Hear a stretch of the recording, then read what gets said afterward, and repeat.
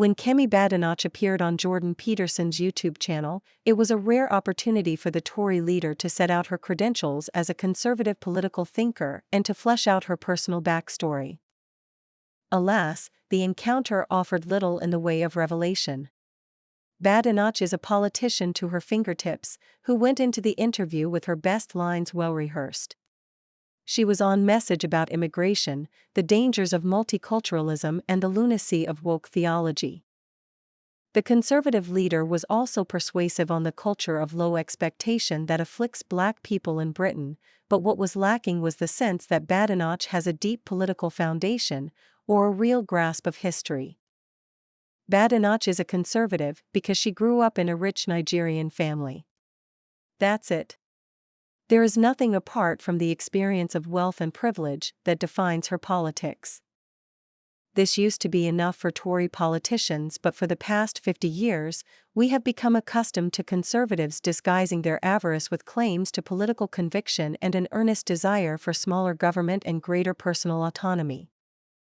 By outing herself as an old-school Tory, Badenoch forced listeners to disassociate her completely from the long list of racially stereotyped, complex and driven Black politicians. Truly, we have seen nothing like this before in British politics. It was clear early on that the 90-minute interview with Peterson would not be an opportunity for Badenoch to flesh out her views on Black British conservatism. This dulled the interview's news value, but did allow Badenoch and Peterson the time to swap tidy homilies about the value of conservatism and the links between ethno-cultural homogeneity and the high trust society. This is a favorite talking point of right-wing personalities because it strikes at the heart of the multi-faith, multi-ethnic society that the right so despises but did so much to create.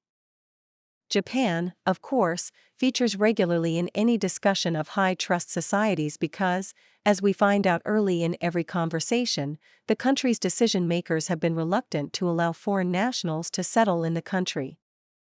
The hard right tells us that the absence of immigrants explains why Japan is a high-trust, low-crime society. Could Japan also attribute its success to the absence of societal poisons based on ethnicity or religion?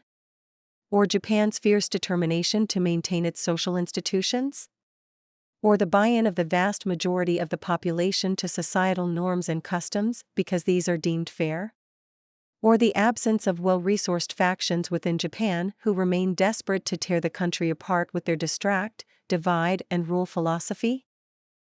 Such factors are rarely explored by the hard-right pundits because blaming immigrants is so appealing.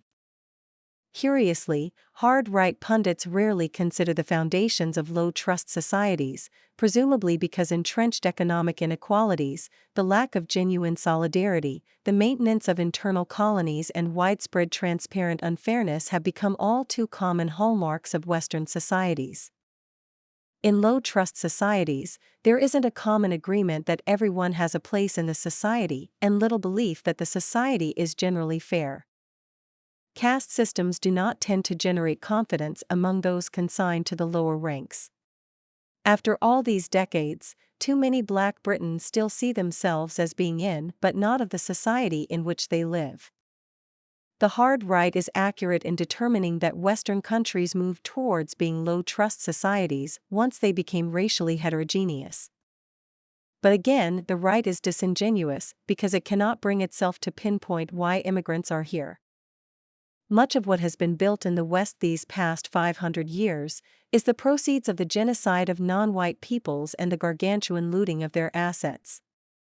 Latterly, when the West saw the benefit of transferring surplus labor from its colonies to its metropolitan centers, it was faced with the consequences of an economic and social order which had proven to be tremendously profitable for white people and catastrophically destructive for nearly everyone else.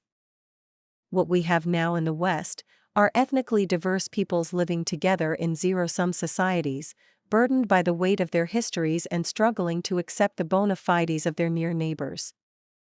The left takes this turmoil and transforms it into perpetual anger that travels but never arrives. The right tells people that their eyes and ears are lying to them. Both sides applaud as figures like Kemi Badenoch are put in high places to demonstrate that the system is mostly fair and is open to change, albeit incremental. And so we are treated to the spectacle of the Nigeria-raised Kemi Badenoch nodding in agreement? As Peterson droned on about the primacy of the individual, the sanctity and stability of the family and the unity of culture, a set of principles that the West rarely applied to its non-white subjects. If there was an African perspective, or a racial challenge to Peterson's comforting narratives, then they were not going to come from Badenoch, as both were in agreement that the past was better and that the Western order must be maintained. Where was the discussion of how and why the sacred individual is undermined? Where was the forensic analysis of the impact of economic systems on families? All in all, Badenoch's recent dizzying embrace of social media has got her space on the hard rights better platforms. But a paltry 93,000 subscribers of Jordan Peterson's 8 million plus followers bothered to watch the interview after it was published over a week ago. This confirms what pollsters have been telling us for months. Badenoch isn't a compelling figure for right-of-center sympathizers. More worryingly for the Conservative Party, the more we get to see and listen to her, the more we are left to ask, where's the beef? Thank you for listening to this podcast from our master's blankets. We are delighted to have your attention. Please like and share this podcast. And whilst you're here, please consider subscribing to this channel. This helps us to keep going and to reach more people with our updates on Kemi Badenoch's leadership of the Conservative Party and the challenges she faces. See you next time.